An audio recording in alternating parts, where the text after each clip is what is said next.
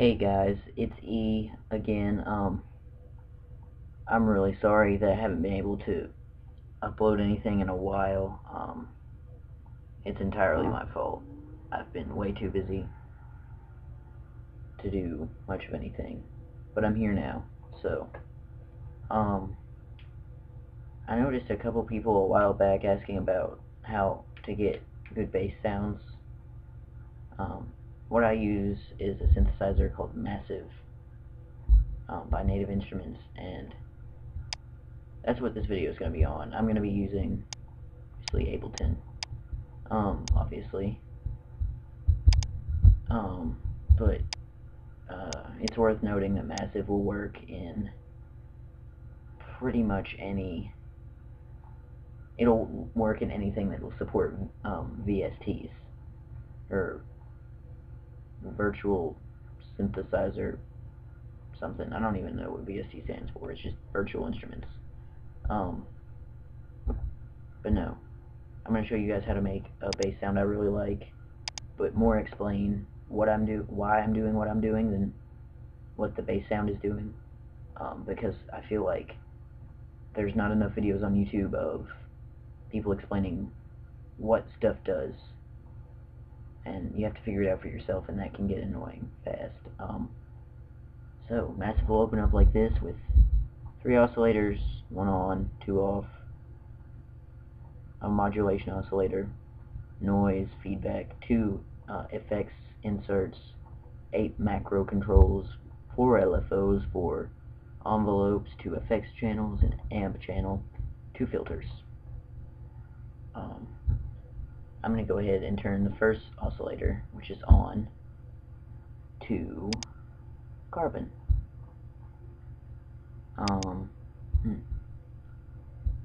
The pitch down, it's in semitones, so 12 semitones are an octave. Wavetable position. That's another cool thing about Massive, is it has a wavetable position. It'll have different waveforms assigned on different points, and it'll, as you move the knob, it'll change seamlessly from one waveform to the other. It's really cool, and you can get some really cool sounds with it. Bring the volume down a little bit, I guess, and leave it in a mix of filter 1 and filter 2. This slider all the way to filter 1, filter 2, it's just a filter crossfader. Actually bring up the filter 2 volume. Turn on our second oscillator. I'm looking for grain 1 or something, or no, grown 1, I think. Is that what I'm looking for? I don't know, let's try it. That down 12 semitones or an octave as well. And I'll just leave it. And then I'm going to make some sub-bass.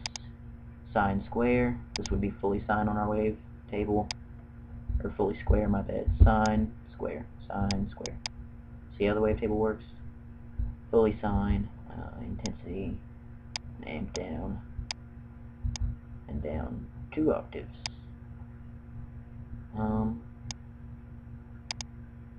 I'll wait for that. See what it needs. Some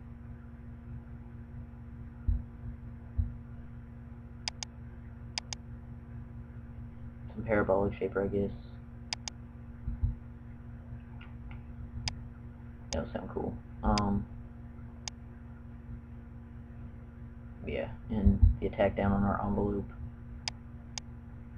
The 4 envelope 4 is always on your amp, by the way. So it should start out actually looking like this. You just, right like that. That's the best stuff for bass. I mean, other stuff obviously, because it's just a visual, like, graph representation of what your volume is doing. So other stuff you would want that, but for bass, full volume all the time.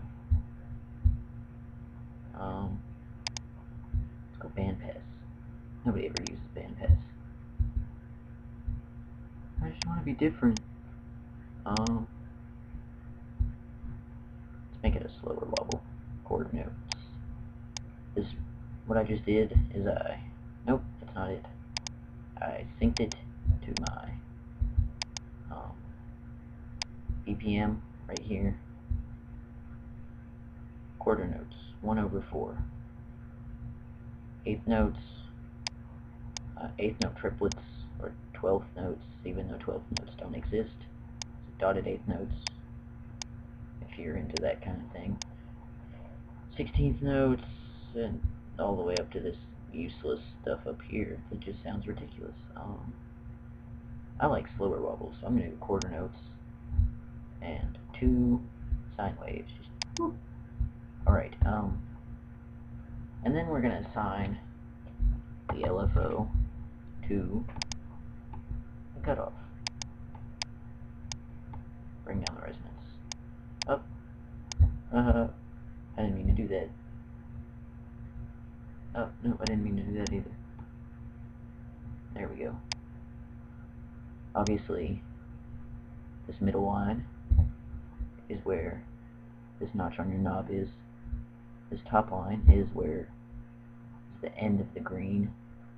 Bottom line, the end of the gray. So it'll just another graph representation. And filter to adapt filter. Genius, if I do say so myself. Make that the same, but yeah, there we go. I hope that sounds cool. I don't want it to sound dumb. I'd be real sad if it sounded dumb. I'm just gonna play this. Uh-oh. What have I done?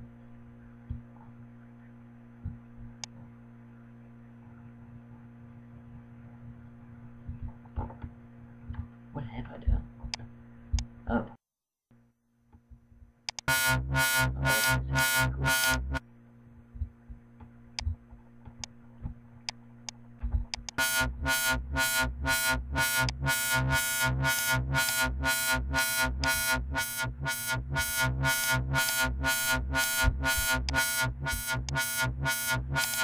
So I'm rethinking this bandpass filter. I think a low pass. That's the direction.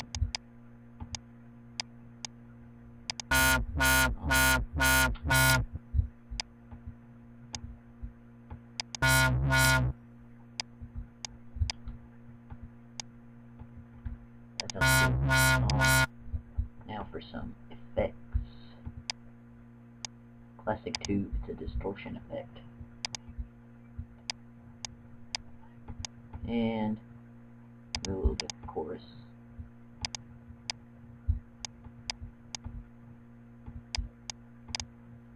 Yeah. Then I guess I'll mess with macro controls just to kind of show what they do. This 2.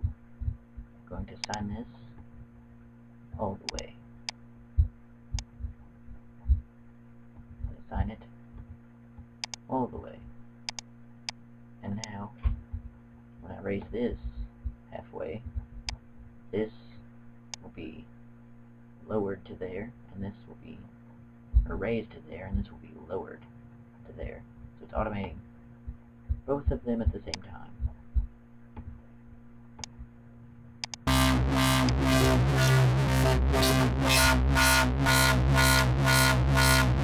Laser on.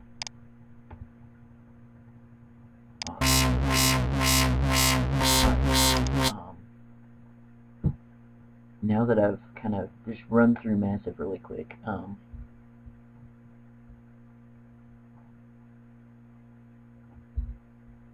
mean, it's pretty simple. Just, that's probably actually the most irritating thing about it.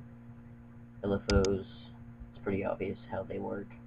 Macro controls, a little less obvious how they work, but still pretty obvious. One thing is this modulation oscillator, and even that's pretty obvious how it works. Um, here, I have an idea. Performer. This thing is cool. I don't like the stepper as much. It's not as, because they're all just, once again, they're all just visual representations. But the stepper doesn't do as much cool stuff as the performer does. You get a load curve on the performer. You can get so many different cool sounding rhythms from it.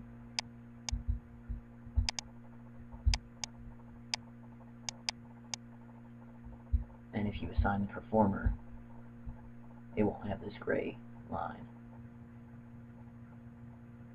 but LFOs will. So that's pretty much massive. If you don't know where to get it, ask me, and I'll, in my personal ask box, and I'll explain how to get it, give you links and stuff. If it crashes on you, once again, ask me. I'll probably actually put up a video on how to fix it because it's just really dumb.